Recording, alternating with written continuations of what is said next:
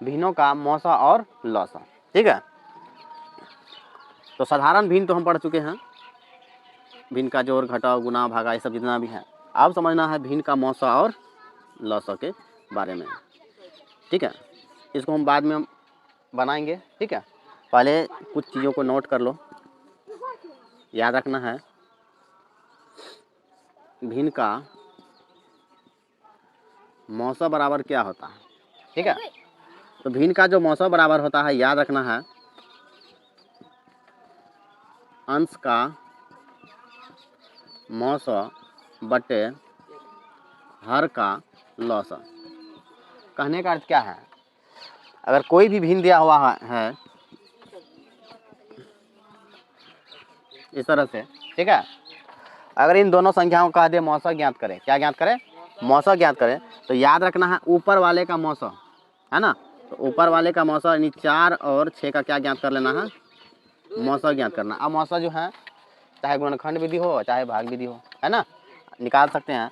तो 4 अगर इसका अगर मौसा ज्ञात करेंगे तो भाग विधि से हम प्राप्त करेंगे तो कितना हो जाएगा, ये 2 2 दूनी कितना हो गया 4। ये छोटा है तो वैसे भी 2 दूना 4 3 दूना 6 नहीं 2 कॉमन आ रहा है तो होगा ही, है ना, बड़ा रहेगा तो निकाल लेना है। ठीक है, तो 2 दूना 4, तो याद रखना जो काटता है वो बड़ा से बड़ा संख्या होता है, वही हमारा मौसा होता है।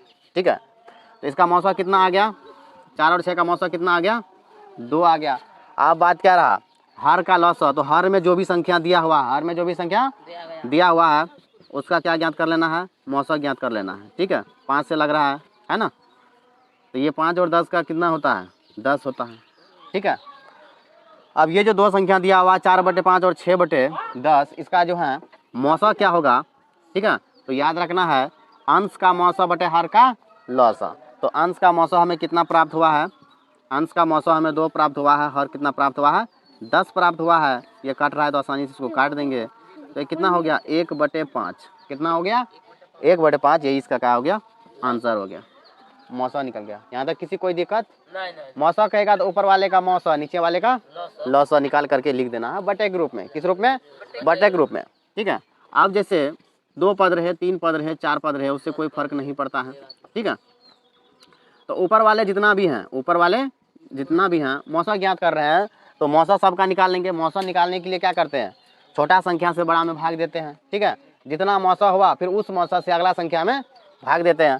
तो 2 और यहाँ से देखो 2 से भागा दे देंगे कितना में 6 में, तो यहाँ पर कितना प्राप्त हो जाएगा हमें 3 प्राप्त नहीं होगा, ये मौसा प्राप्त होगा इसका 2, है ना, जो काटता है मौसम वही बड़ा संख्या होता है। ठीक है, तो 2 हो गया इसका मौसा 2 और 6 में। अब 2 क्या करेगा, कितना भाग दे देगा 5 में, तो 2 से जो है भाग दे देना कितना में 5 में, तो 2 2 में कितना हो गया 4, यहाँ घट के 1। अब 1 से दे देना है 2 में, है ना, 1 दूनी 2, यहाँ पर 2 ही काट दिया, तो कौन काटा 1 ना। तो ऊपर वाले सभी संख्याओं का मौसा कितना हो गया, मौसा हो गया 1। ठीक है, अब लौसा इसका जो है कहीं पर जो है निकाल लेना है। ठीक है, तो यहाँ पर देखो 3 3 4 हैं, इसका लौसा कितना होने वाला है 12 होने वाला है। तो 3 3 4 का जो लौसा है ये हमें कितना प्राप्त हो जाएगा 12 प्राप्त हो जाएगा। ठीक है, तो इसका लौसा कितना हो गया 12 हो गया। तो इसीलिए मौसा जब भी लिखेंगे तो 1 बटे कितना हो जाएगा 12, इसका ही क्या हो गया आंसर हो गया। ठीक है, तो ये तो हो गया भिन्नों का मौसा, ये क्या हो गया भिन्नों का मौसा। अगर कहते भिन्नों का लौसा ज्ञात करें, ठीक है, इसका भी सूत्र लिख लो।